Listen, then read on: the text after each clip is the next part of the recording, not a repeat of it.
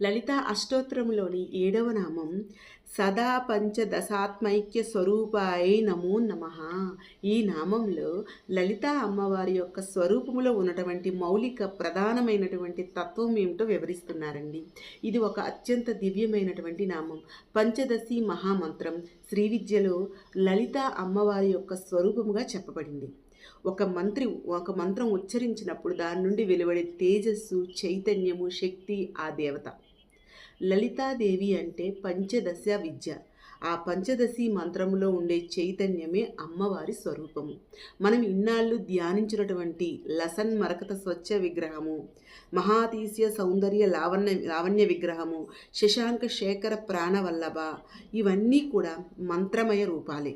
ఈ నామంలో సదా పంచదశి మంత్రంతో ఐక్యమైనటువంటి అమ్మవారి రూపాన్ని భావిస్తున్నారు. ధర్మార్థ కామ మోక్షములన్నింటినీ ఇవ్వగల పంచదశి స్వరూపమే మంగళ విగ్రహమైనటువంటి అమ్మవారు అని స్తుతిస్తున్నారు.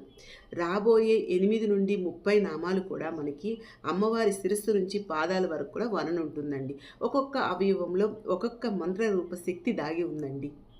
ఆ మంత్ర రూపాన్ని మనం ధ్యానించాలి, కానీ అది అవయవ వర్ణనలా భావించకూడదనమాట.